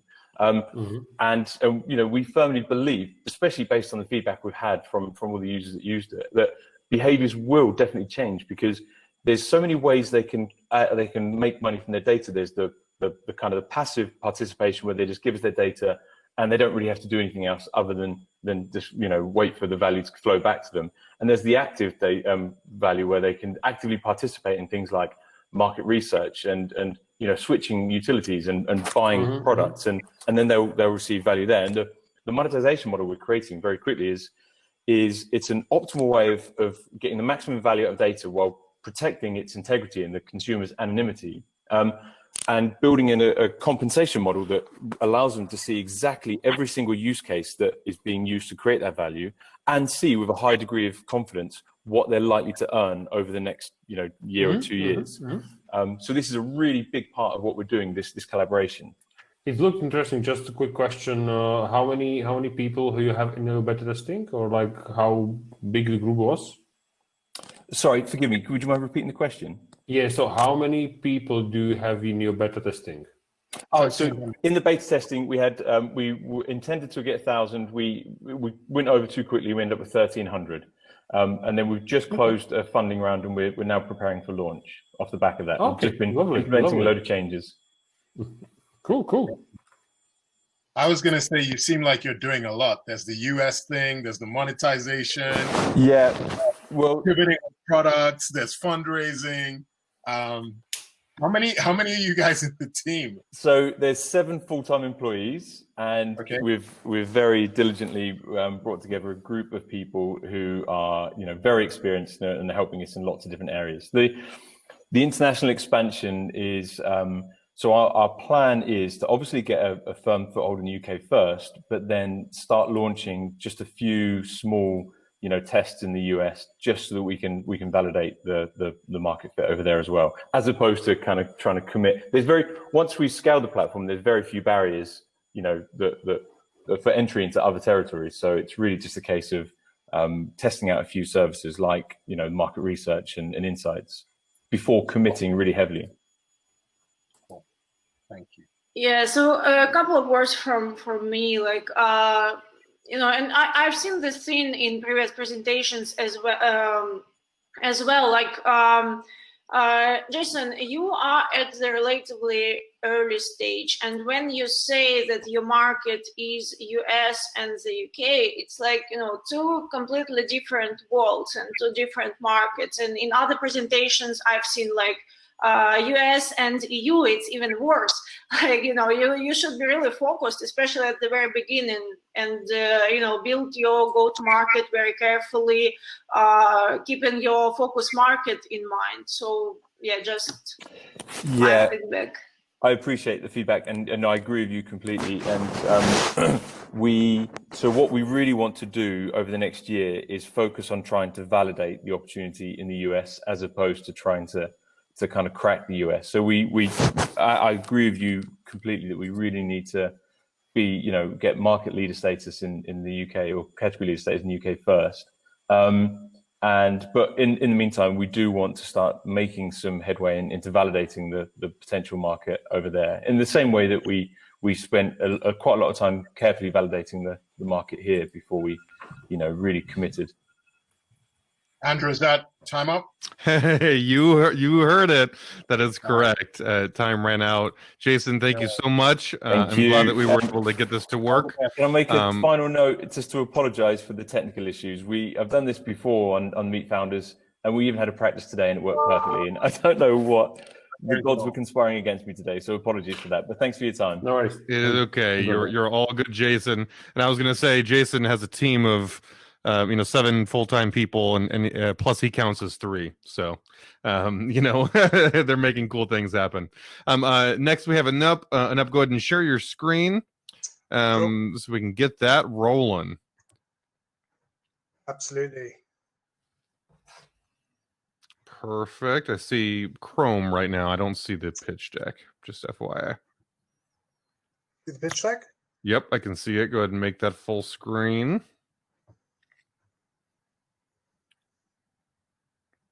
It's just black right now. Oh, okay, wait, there we go. Okay, it is loaded. I'm going to go ahead and start your time now. Hi, guys. So I'm Anup. I'm the CEO of bkynd, and we take the pain out of volunteering so more people can be kind and ultimately more people can benefit. Launched in May, and we got 85 early adopters really quickly from no marketing spend. And the problem that we're solving is that this is what volunteering looks like today. In a world where you can sign up to apps in 3 clicks, volunteer, you still have to fill out a form that looks like this. And I don't know about you, but I ain't got time for that. But even if you get past that hurdle, here's an extract from a real application form. We're very flexible with respect to the days and times volunteers wish to work. However, we expect a minimum commitment of 10 hours per month for a period of at least 6 months. It's no wonder that people don't engage in volunteering as much as they might want to. And it's therefore not easy for non-profits and individuals to find the volunteer support that they need. And that's shown by recruitment, the #1 challenge for the last 5 years, according to the Volunteer Management Progress Report. So what's the solution? It's us, a subscription marketplace matching non-profits and people in need of support with hyper-local volunteers like Uber for volunteering. Tell us what you need, we'll match you, and the 2 sides can connect and coordinate using our WhatsApp-style chat function. Value proposition for both sides is firstly convenience. We onboard everyone super quickly using biometric authentication and ID verification, so we don't compromise on trust and safety, but we get you through quickly so you can engage in the act of giving and receiving acts of kindness super quickly. And when you give and receive acts of kindness, there's a whole host of mental health benefits. It's like drinking a shot of dopamine, oxytocin, serotonin, and pretty often you want to make it a double. And you want to tell your friends, and you want to come back the next week and do it again. There's also clear employment benefits to volunteering. It looks good on your CV. Really, it gives you real life skills in terms of working with other people, and most importantly, empathy. Calculated our global volunteer market size at 25 billion. On the demand side, we're agnostic about who can benefit from Be Kind, so we're boldly targeting the world. Market validation is that £45 is the average amount donated by UK donors. And on the demand side, people are willing to pay £13 to £61 per hour on platforms like TaskRabbit to access support. Our business model is much cheaper at £3.99 as a monthly subscriptions fee for both sides. If we get 2.1 million subscriptions, that gives us 100 million in annual revenue, which we think is realistic, especially because we can expand the market like Uber did for taxis, making volunteering super easy.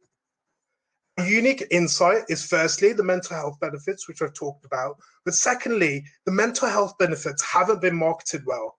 We see Coke marketing a fizzy carbonated drink really well at £2.99. We see Borrow My Doggy marketing the benefits of dog walking really well at £45 a year and £12.99 for dog walkers, which I am signed up to in lockdown.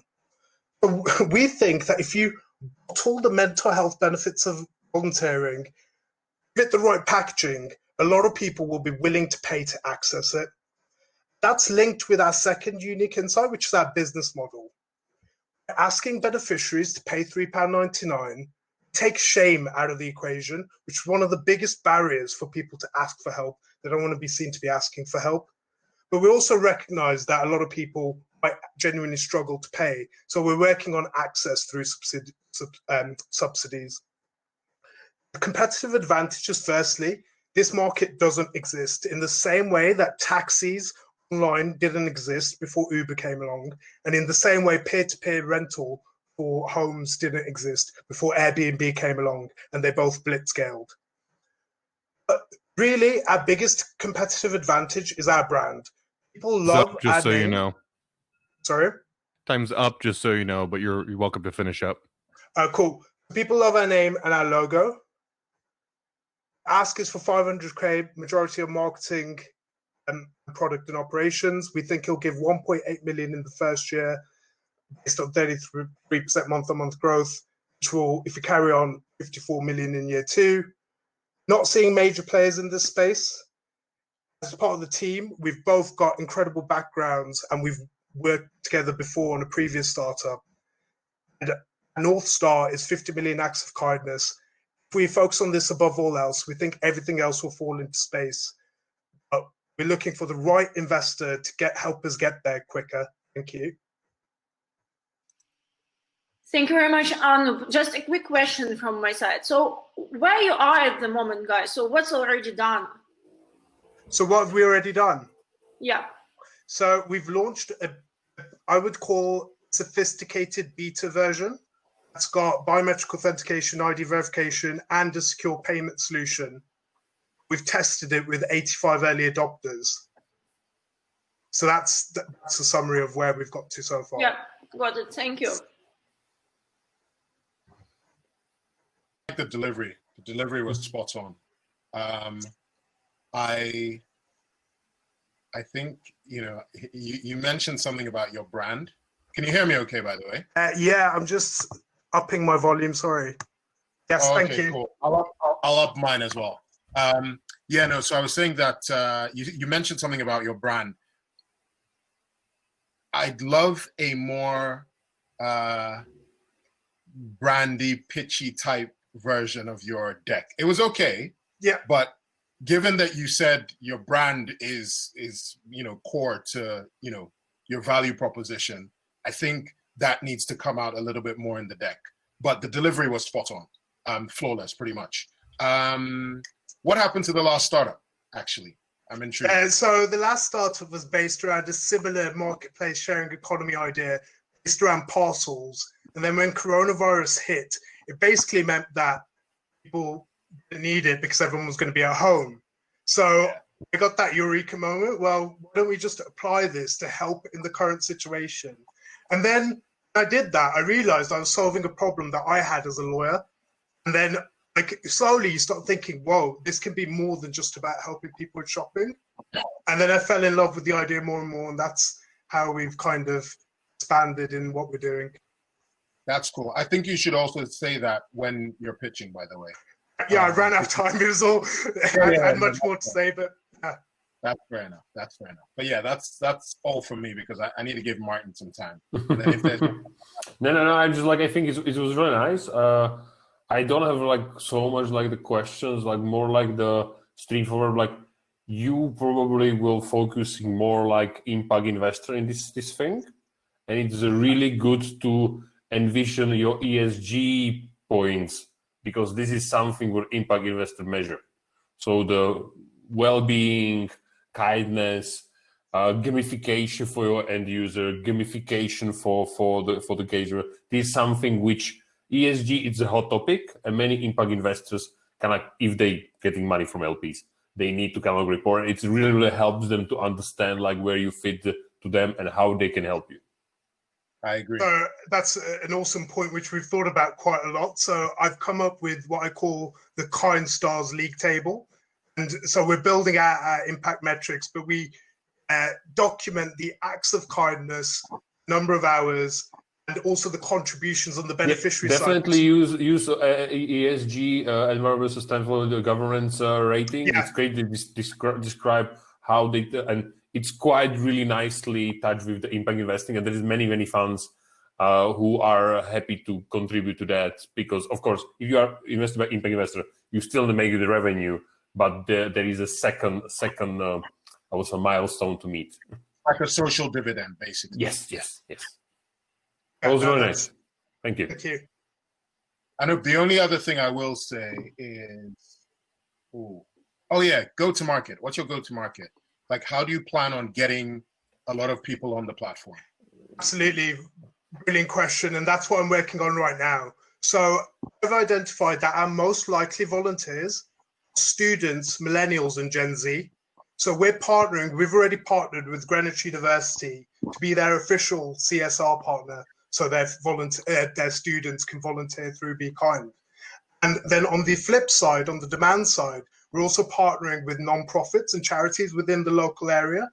And obviously, I've made Be Kind so anyone ask for support. Yeah. So that's our third kind. Try influencers.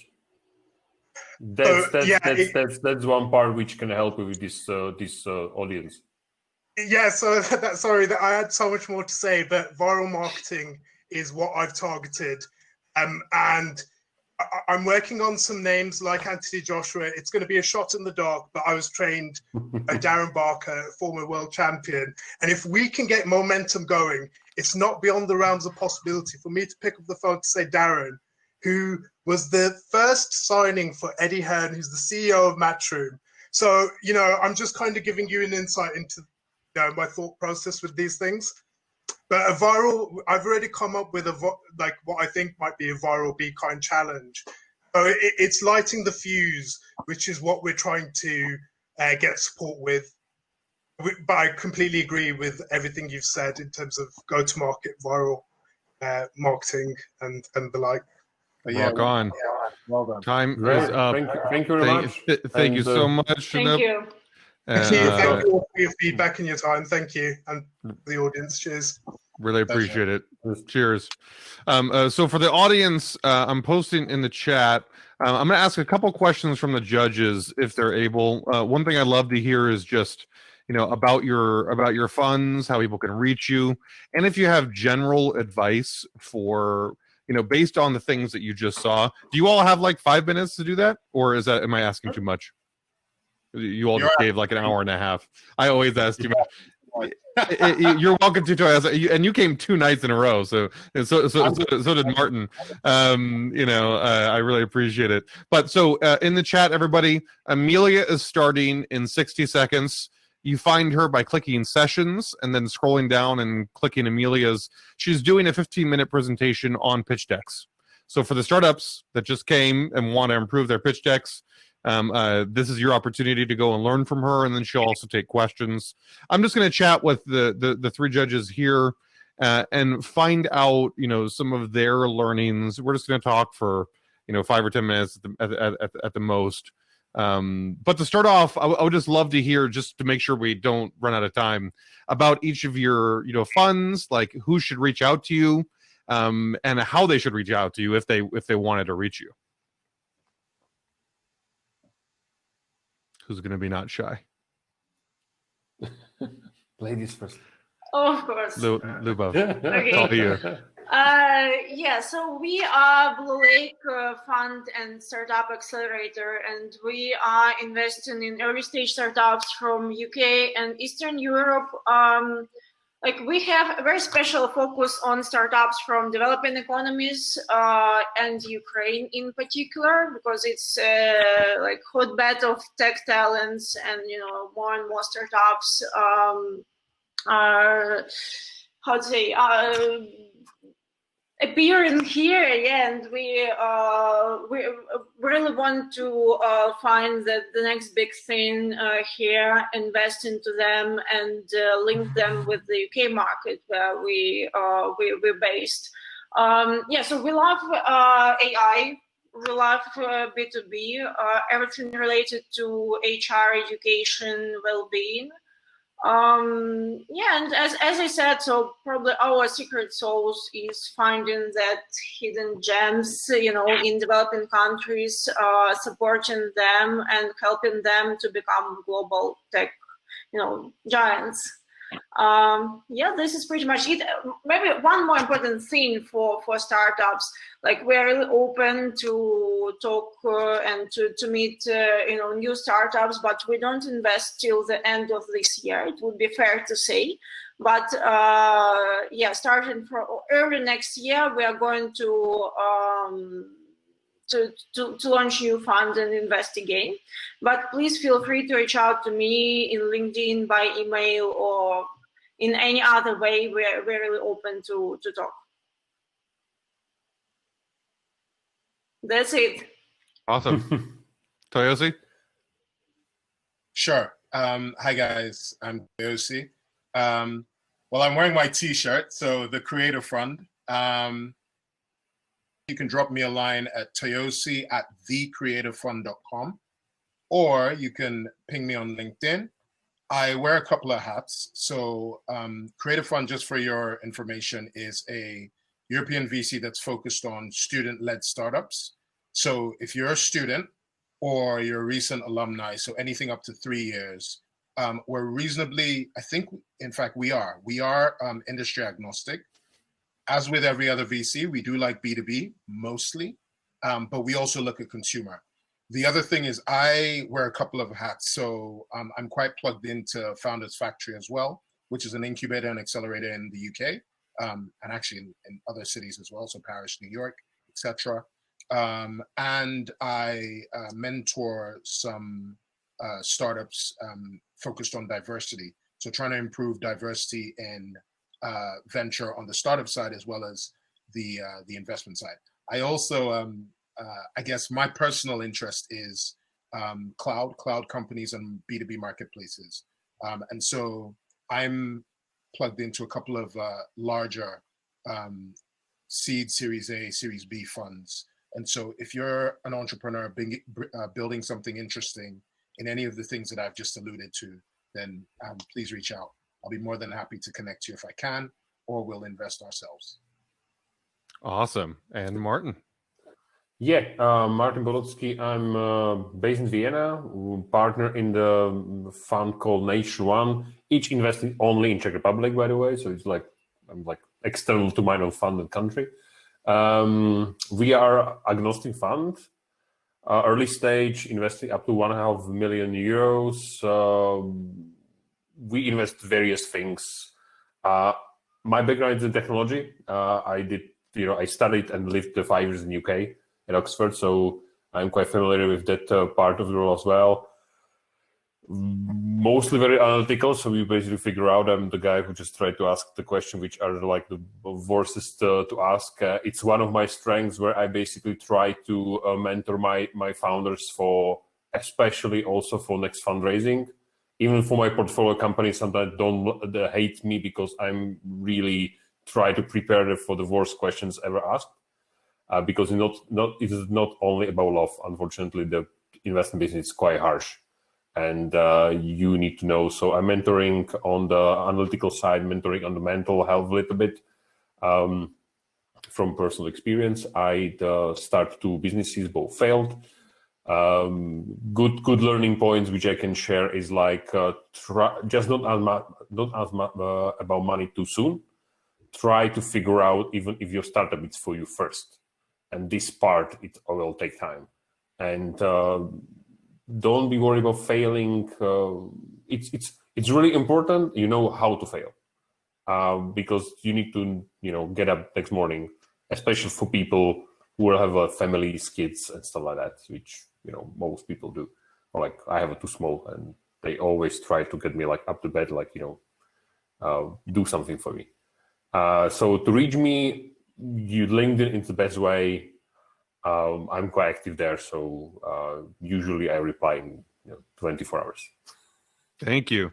Yeah, it's great to have all 3 of you, and I think the audience. I don't know if the audience gave a big round of applause for our judges, by the way, for like giving their time, giving an hour and a half to give feedback for free. I think they deserve that for sure. You guys rock. I really appreciate it. I'd love to hear just what are some takeaways that you all have. It doesn't have to be the perfect statements. I'm not looking for sound bites, but I'm just curious your general impressions after seeing these 8 pitches.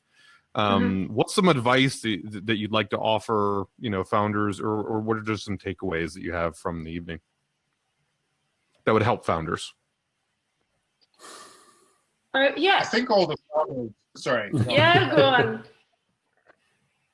I was going to say, I think all the founders, they're actually building some pretty interesting products, to be honest. I'm trying to think whether I think off the top of my head, I haven't seen many of each of those startups. So what I mean is I haven't seen many of those kind of products by entrepreneurs pitching to me. So it's encouraging. And I guess, obviously, I think most of them were European, except maybe 1 or 2, which were US. But I guess for me, it sends a signal to the wider community that Europe is open for business. Europe is pro-innovation. We're very different to the US, but that's okay. It's okay to be different. And we're building, the one thing I will say is that Europe, we tend to build, and this is not a negative thing, but we tend to build purposeful products. So we're very, no, it's actually a good thing. I think that's a dynamic of Europe. Take sustainability as an example, just a trivial example. Whether that's, alternative food, whether that's, climate tech, whether that's, something to do with waste management, whether that's, things like caring for the elderly. I think Europe is very, very pro-sustainability, pro-green, pro-purpose. And that's a good thing, very good thing. So yeah, I will go on that. And I also love the more Europe to build a sustainable company. So they are not going to a crazy risk just to be seen. Unfortunately, in the US, it's just so much loud and so much attention. So if you want to be successful, you need to be louder than the rest, which we don't see as a need here, which I quite like. Not everyone try to be like. Are you calling me loud, Martin? Is that what you're saying? You calling me loud? No, I'm teasing. Yes, I know. I know you do. And I like this about Europe. I also love the openness of the US and how they can clearly say what they're doing, even that what they're doing is a complete bullshit, but they know how to say it. But that's in the selling part, it's missing in Europe. So we don't have these transparent, clear messages from especially technical founders. I used to be one, and I was really bad to tell something where I did one sentence. And that's what we are missing. So I will encourage people basically trying to convince their elderly by one sentence what they're doing. And if they get it, they probably can sell it as well. Yep. Or the elder will tell my grandma, like, that's bullshit, go away. What about some specifics? Is there any advice that you find yourself giving to your founders in the companies that you invest in that you find yourself giving multiple times? Manage expectations of all stakeholders. And I mean, like, how does someone starting with your employees? Can you give an example of that? You should not promise something which is completely impossible to deliver. And your employees starting first, like your family starting first, then your employees starting first, then your customers, then your share investors, then you. So you need to be really, really sure if you can deliver your promise, because you will burn lots of bridges. And that will basically destroying ecosystem, I think, in some parts. It's a great one. Thank you. What about you, Leobov? Yeah, so as for me, some general feedback, and probably it's applicable for most, early stage startups. It's just lack of focus. That is very often killing companies at the very beginning. Like as I said, we are targeting every single market in the world, and we are targeting all potential customers. So if I can give an advice here, so especially at the early stage, be as much focused as possible, and generate hypotheses, test them, and just kill them if they don't work. I know it's a continuous process, but start small, and you can always scale after if you found something interesting. And one more thing is again, if we are talking about mostly early stage guys, because it's like based on my experience and based on presentations I've heard today, most of them are early stage. Maybe I would like to see more focus on the market, and market validation, and what was done there, because we can talk about trends and about nice figures and zillion billion markets and everything, but I really want to hear like what was already done, like what's the feedback of your potential customers, and with whom you already spoke to, and that there is a real need of your product or service. And again, what I often see among startups, like fundraising chase is becoming a singular purpose for some of the founders. And of course, it's important, to have money to be able to move on, but don't forget about market. And actually, the fundraising do not guarantee company. I think this is really crucial point for early stage guys. But market does. So focus on market and have a clear go-to-market strategy, even if you are starting like from really small things. So yeah, I think this is something which was infected from US to basically. I wrote numerous of posts about LinkedIn, like why we celebrating fund round. Yeah. Why we are celebrating like I did 1 million RR, like that's the celebration. So like, I have a little on that. Of course, to telling the world how much you're making, it's not public information, but like say, I just handled like 6 figures client. That's the thing. So the reason why entrepreneurs go on and do that is because like it's rough being an entrepreneur. No, we're like Jesus. Money. It's easier than basically settle the client, especially in long sales B2B enterprise businesses. It just can be brutal. At the same, I don't want to do congratulations shaming. Like I think we need it's positive feedback. It's definitely good, but unfortunately, like we are VC, we are in the marketing PR business. Yeah, that's true. We read these messages. We're not stupid. Yeah. For your employees and for your customers, they don't know. We know.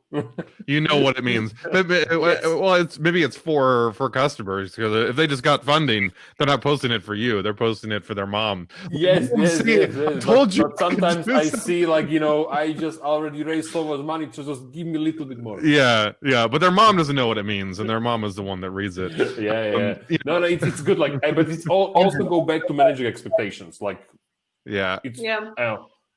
I love the stay focused. Sorry, go ahead too, Ozzy. No, I was going to say, I love what Lyubov said about customer validation. And why that's so key is because, in fact, or what I will add to that in a very simplified way is, don't build the product you think everyone wants. Build the product that everyone wants. Can you explain how? Because this comes up so much in so many of the decks I see, and so many of the teams I talk to. That is such a key central problem, and I don't know if they know what that means when you say that. Can you expand on that a little bit? What does that mean? Yeah, sure. So I'm just context, guys. I'm quite enterprising myself. I've had a couple of ventures that haven't really done well for various reasons, mostly because I became distracted. But one thing I will say is, as entrepreneurs, you find that you're married to the product or what you believe, the innovation or the idea is. And so criticism, you don't necessarily take it very well. This is where the customer comes into it. And this is why it's important to test. Because when you test, the customer gives you feedback. And then you build it according to the feedback, not according to what you think, not according to what you want to do, not according to how great the idea was in your mind or the vision of the future that you had. No, it has to be based on a customer, because they're the ones who are going to purchase, right? That's how you're going to monetize. It's not by creating this amazing, great thing that all of a sudden, everybody's going to be like, that's so great. You should be valued at X. And to just pivot slightly into the whole valuation piece, building a $1 million revenue company is a great achievement, FYI. It's huge. There are not many companies. The fact that startups fail all the time, and you've managed to build a company that generates $1 million or £1 million or whatever in revenue yearly, that's a great achievement, and you should celebrate that. To build a unicorn, by the way, someone said it yesterday, it's a sacrifice, literally. Like, you would probably lose friends. You may not have a family, or your family won't like you very much. You probably won't see the kids. So when you see big corporate executives, in running FTSE 100 companies, Fortune 500 companies, whatever it is, that's a sacrifice. The question is, are you willing to sacrifice? And it's not an ego thing. This is a change the world kind of thing. Case in point, and I'll shut up once I've said this, but case in point, look at Mark Zuckerberg, right? He's done an amazing job with Facebook. He's questionable in certain areas, but guess what? When Mark set out to build Facebook, he did not think that this would happen.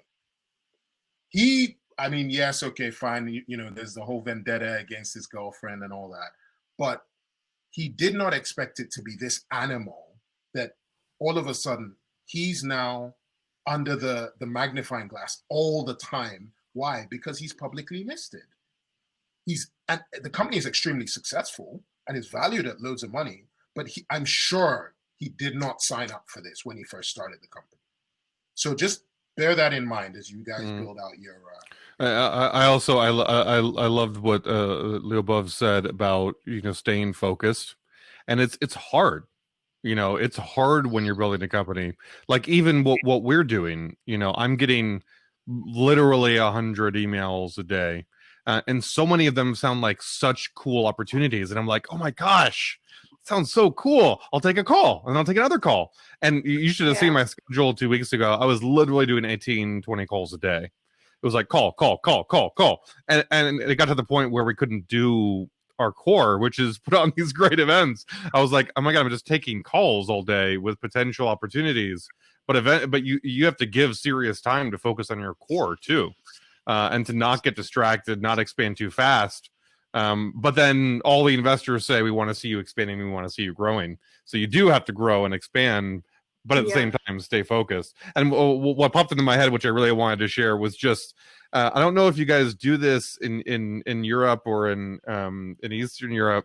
I'd be really curious if you do. It's such a US thing, so it's probably not. But we do this thing in primary school called corporations. Do you guys do that, where you start a corporation in school? So what we do is we start a corporation in school, and you get like 50 or $100 from your parents, and they get equity in this corporation that you form in like your group of 25 students. And then you compete with other student groups during lunchtime and recess time, where you sell things. You sell different food products, which is probably totally illegal and breaking a lot of health codes. But what I noticed so much about that is the one that they got like a 400% return on the investment, and all the rest of the companies did horrible. What they did is they made smoothies. That's it. They made smoothies. We had like nachos and hot dogs and this. We're like, we're gonna get everyone. We have all the cool stuff. We've got burgers. We've got this, and it was just a disaster trying to organize all of it. The hot dogs were still frozen. The nachos weren't heated fast enough. It was like this problem, this problem, this problem. And the smoothie people, they had like a line of 8 blenders. They had the mix things. They said, "What did you want?" Made it. Just like churned out smoothies all lunch, all recess, and it was easy for them to execute because they all knew what they were doing. They all knew what their job was. It was just hyper focus, and that really stuck with me. And I was like, I think there's a lesson here. I don't know when I'm going to know this lesson, but there's definitely a lesson here. And it made me think of your advice just now. I think there's so much power in like hyper focus. Your whole team knows what to do. Your whole team knows what to focus on. All your investors know what to focus on. All your board knows what to focus on. All your friends know, like, you're the people for this. And if you're focused on it like that, I think it skyrockets you. So it just made me think of that. I had to share. No, it's good. You remind me one second part about managing expectation is the transparency and communication. Because we have a lot of problems that, like, I have a situation when 2 founders don't know what the other founders do on the day, like. And that happens, like, one focus on business, and they speak with each other, like, once a week, for example. And then you have a board, and they basically, we did that.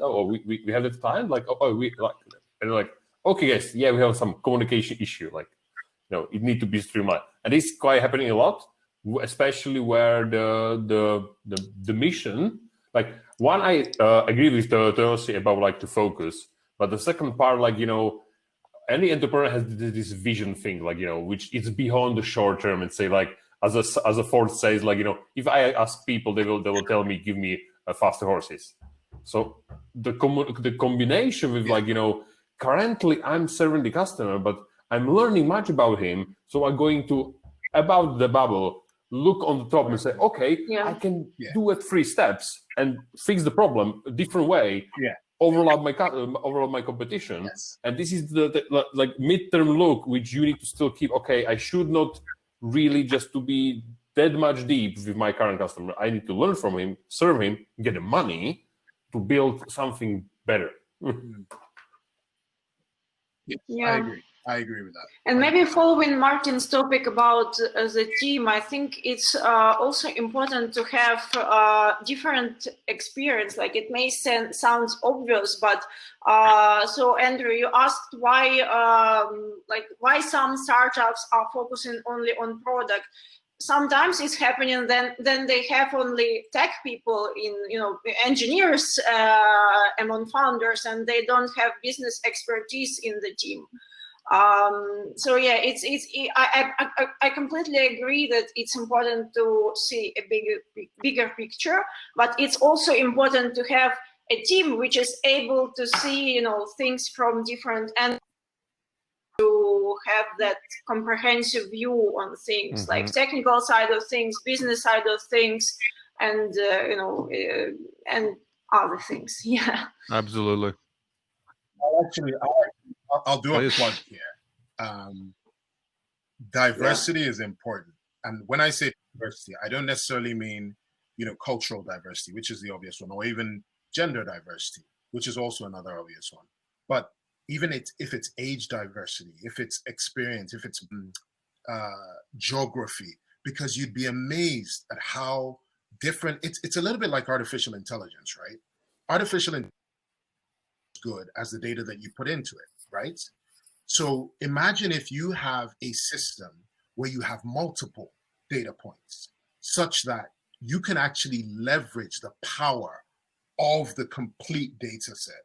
So if I pivot back to diversity is key because it helps you, and it might not, and I'm not saying that diversity will necessarily bring you to a better way of doing something, but it could make you look out for potential risks or maybe things that you haven't considered before.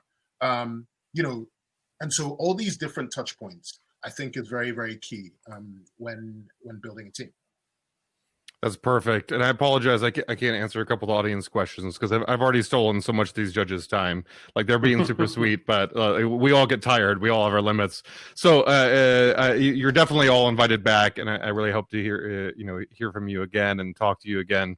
Again, a big round of applause, from me and from the audience for you all giving your time. I really appreciate you, and I know that they really do too. They really appreciate learning from you. So thank you. That was awesome. So what's next for those of us who have a voice left? We have networking. Just so you know, you don't have to stay. Like, you're allowed to go home and get to your children to see Martin. I don't know if you also have children. Yeah, just my wife trying to get in sleep, and I see it's not working. It's totally okay. So, but for those of us who can stick around, I will be in the networking area, and I know a lot of other folks, will be. As well. So in the networking, it's every 5 minutes you might get matched with a new random person. Thank you all for your time. You rock, and I will see the rest of you in networking. Cheers, everyone. Great to having me. Catch y'all later. Bye. Bye.